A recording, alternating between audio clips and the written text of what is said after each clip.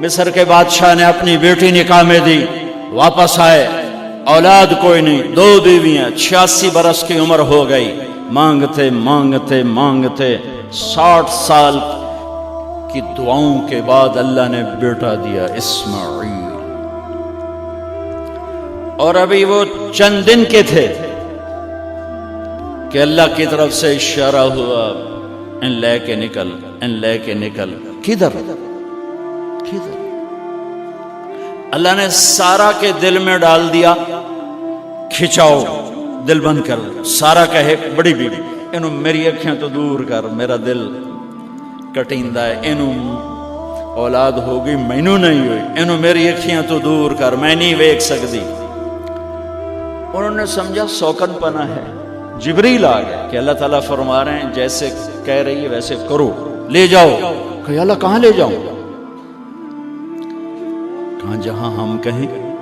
کہا تو یا اللہ میں جاواں کیویں؟ کہا جبریل آئے گا زندگی میں پہلی دفعہ، کائنات کی زندگی، کائنات کی زندگی میں پہلی دفعہ جبریل انسانی شکل میں اونٹ پہ آئے، آگے جبریل اور پیچھے ابراہیم علیہ السلام، بچہ اور بیگم بھی ہاجرہ 20-22 سال عمر۔ چلو سارا سے بیٹا ہوتا، وہ بھی 80 سال کی ہو گئی تھی، تو ایک عورت زندگی گزار چکی ہے تو اس کو جدا کرنا آسان تھا۔ ہاجرہ شہزادی 22 سال 20 سال عمر، چلتے یہ دن 3 ہفتے لگے، 4 لگے، مہینہ لگا، 2 ہفتے لگے، پتہ نہیں، اللہ ہی جانتا ہے۔ لیکن جب مکہ کی وادی میں پہنچے، جب نہ انسان، نہ درخت، نہ پانی، نہ سایہ، نہ غذا، اور ایک نشیب وادی جس کے چاروں طرف پہاڑ، صفا، مروہ، جبل ابی قبیس اور جبل ہندی یا جبل عمر، آج کل اس کا نام ہے، پتہ نہیں اس وقت کیا نام تھا، اب تو سارے صاف ہو گئے۔ یہ 4 پہاڑوں میں ایک نشیب آیا، تو جبریل نے کہا یہاں اپنے بچے اور بیوی کو اتار دیں اور واپس چلے جائیں۔ جب آگ میں ڈالا تھا تو ایک لفظ نہیں بولے تھے،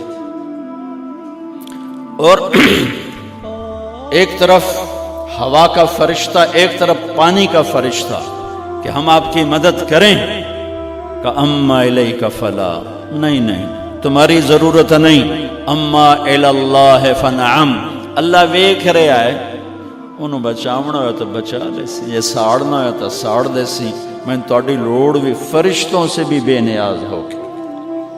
اور آگ کی طرف جا رہے ہیں خاموشی کے ساتھ، بس ایک لفظ، حسبی اللہ ونعم الوکیل، حسبی اللہ ونعم الوکیل، تیرے سپرد ہر شے۔ اس خوفناک آگ کے سامنے ایسا صبر، ایک لفظ نہیں بولے۔ جب جبریل نے کہا ایتھے چھوڑ دے ہو، ایک دم یہاں کیسے چھوڑ دوں؟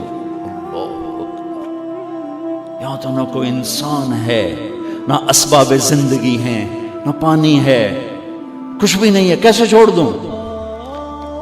کہا آپ کے رب کا فرمان ہے یہیں چھوڑنا، کہ اس بچے کی پشت سے آخری نبی تشریف لائیں گے اور اس وادی کو میں تشریف لائیں گے۔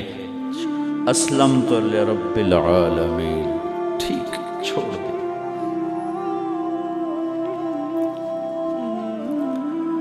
ہاجرہ تو نبی نہیں ہے نا، ہاجرہ تو شہزادی ہے، تو جب واپس مڑے وہ حیران ہو گئی، یہ کیا کر رہا، یہ کیا کر رہا؟ تو انہوں نے پوچھنا شروع کیا، اب کیا یہ کیا، مجھے کیوں چھوڑ کے جا رہا ہو؟ امر، خاموش، جواب نہیں دینا۔ بچہ گود میں ہے، تصور کرو 4000 سال پہلے دا مکہ میں کیویں وکھائی، میں آپ نہیں ویکھ سکتا تو انہوں کیویں وکھائی؟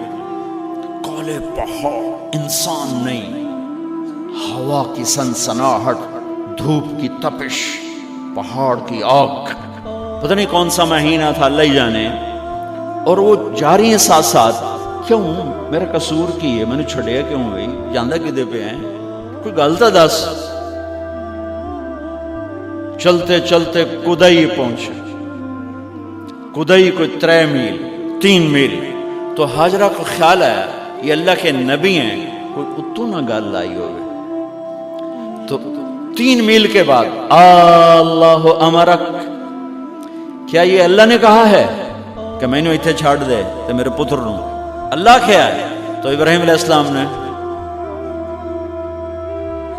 سر ہلا کہ اذن لن یضیعنا اللہ. ایک اور ہاجرہ نے جنم لیا. پہلے ایک ماں بن کے سوچ رہی تھی، بیوی بن کے سوچ رہی تھی، اب وہ ایک مومنہ بن کے سوچ ابھری، ایمان والی بن کے سوچ ابھری. اچھا جاؤ، جس رب نے کہا ہے وہ رب مجھے ضائع بھی نہیں کرے گا. میں جب تصور کرتا ہوں میری آنکھوں کے بند ٹوٹ جاتے ہیں کہ اس نے خامند کو جاتے ہوئے کیسے دیکھا ہوگا. پچھا پیکے تک کوئی نہیں جتے اس جاتے بہ جاؤں، کوئی 4 بندے بھی کوئی نہیں، چلو پردیسی صحیح، عزت دا زمانہ آئی، ہر ایک دی بیٹی نو بیٹی سمجھا جاندہ آئی. پیچھے کوئی نہیں ہے، وہ اپنے خامند کو دیکھے جا رہی ہے اور وہ پیچھے مڑ کے دیکھنے کی ہمت نہیں فرما رہے ہیں. جب وہ چلتے چلتے پہاڑ کی چوٹی سے نیچے اترے، پھر وہ بوجھل قدموں سے واپس ہوئی. میں الفاظ کہاں سے لاؤں کہ اس چال میں درد دل میں ہوتا ہے. مجھے لگتا ہے ان کے روئے میں درد تھا. جن پتھروں پہ قدم رکھ رہی تھی وہ بھی رو رہے ہوں گے اس وقت. جو ہوا ٹکرا رہی ہوگی وہ بھی دھاڑے مارتی ہوئی گزرتی ہوگی. چمکتا سورج آگ برساتا ہے، وہ آنسو برسا رہا ہوگا اس وقت. اور ابراہیم جیسی ہستی، عزم کے پہاڑ، صبر کے پہاڑ، جب پہاڑ سے نیچے ہوئے تو ایک دم اونٹ سے چھلانگ لگا تھا. بیوی نے نہیں دکھایا. جب نیچے ہو گئے، بیگم غائب ہو گئی، پہاڑ سے نیچے اترے، پھر یوں منہ کر کے ہاتھ اٹھائے، ربنا انی اسکنت من ذریتی بواد غیر ذی زرع عند بیتک المحرم. میرے رب تو میں نے امر کیتا ایتھے چھڑ، اے جنگل، نہ بندہ نہ پرند، میں چھڑ کے اے جاندہ پیا. اسلمت لرب العالمین.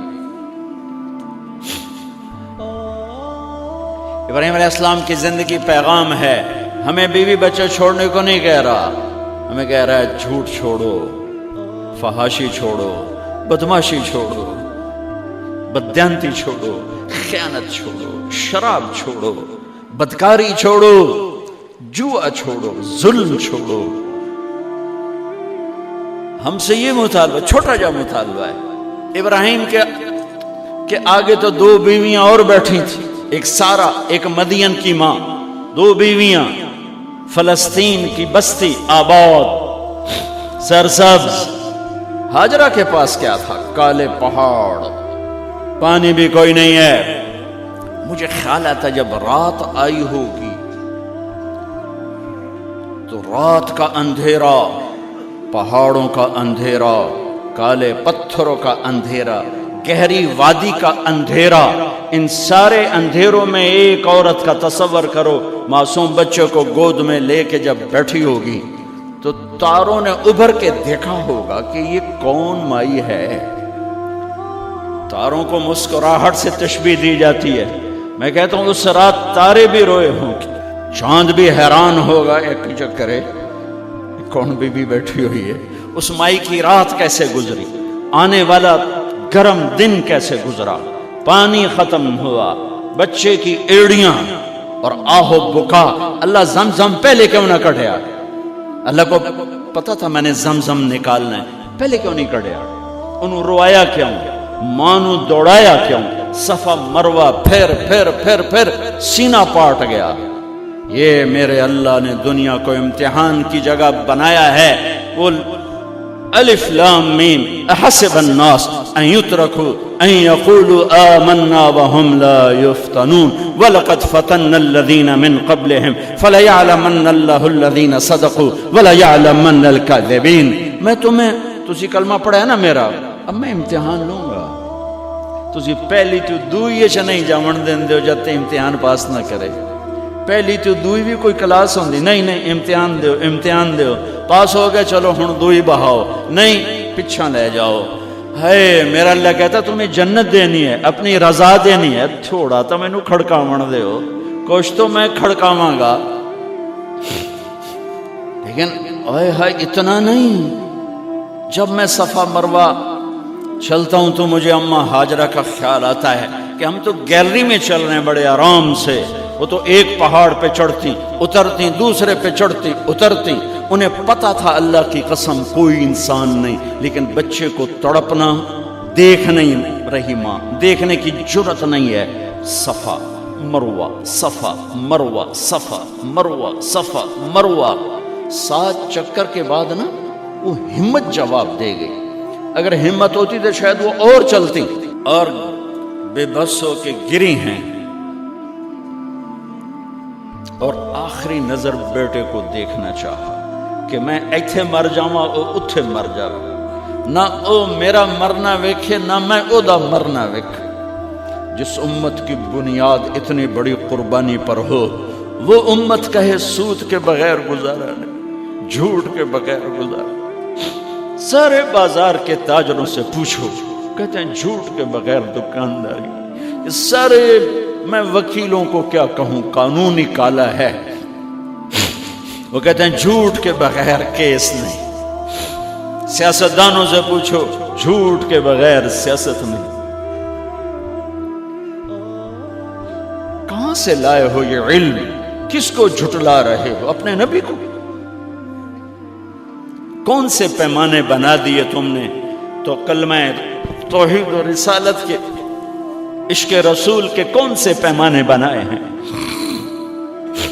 میرے نبی نے فرمایا میرا امتی ہر گناہ کر سکتا ہے، ایک جھوٹ کبھی نہیں بولے گا، ایک دھوکہ کبھی نہیں دے گا۔ سارا پاکستان جھوٹ اور دھوکے کا گٹر بن گیا ہے۔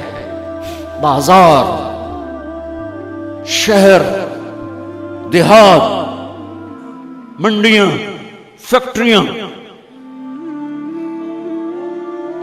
وزارتیں، صدارتیں، دفاتر، عدالتیں، جس ملک کی عدالت ظلم و ستم پر اٹھ رہی ہو، میں کتھے جا کے ہنج کڈھا، کتھے جا کے ٹکر مارا۔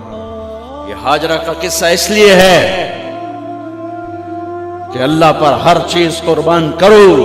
قربان نہیں، اللہ ہر ایک سے نہیں لیتا، وہ حسین جیسوں سے لی، وہ ابراہیم جیسوں سے لی، وہ صحابہ سے لی۔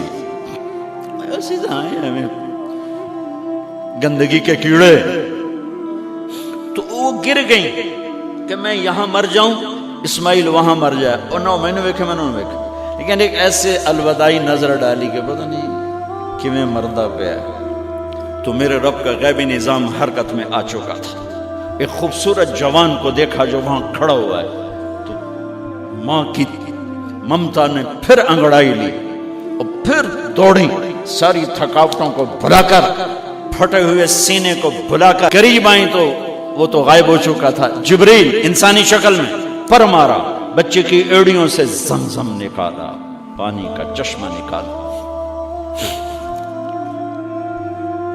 اور وہ غائب، اور پانی ابل رہا تھا۔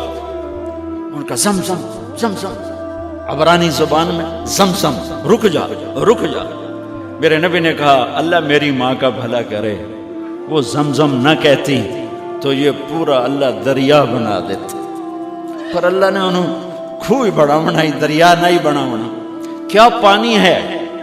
کنویں کا پانی کھڑا ہو، بیچ میں مینڈک پیدا ہو جاتے ہیں، کیڑے پیدا ہو جاتے ہیں، کتنے پونگ پیدا ہو جاتے ہیں، مچھر پیدا ہو جاتے ہیں، اس میں گھاس نکل آتی ہے، کائی نکل آتی ہے، ساری دنیا میں پھر کے جاؤ دیکھو، واحد زمزم کا کنواں ہے جس میں مینڈک پیدا نہیں ہوتا، کیڑے پیدا نہیں ہوتے، پونگ پیدا نہیں ہوتے، کوئی مچھر پیدا نہیں ہوتا، کوئی گھاس پیدا نہیں ہوتا، کوئی کائی پیدا نہیں ہوتی، صاف شفاف.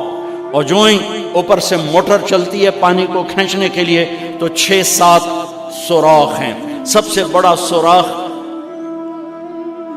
بیت اللہ کی طرف ہے، حجر اسود کی طرف ہے، اس سے پانی ابلتا ہے طوفان کی طرح، اور جو ہی موٹر بند ہوتی ہے تو وہ چشمے کا پانی، وہ سوراخوں سے پانی بند ہو جاتا ہے. یہ میرے رب کی مدد، نصرت، کہ تم اللہ کو راضی کرنے کے لیے قدم اٹھاؤ، تمہارا ہاتھ پکڑ لے، تم اس کی رحمت تمہیں اپنی چھاؤں میں لے لے گی.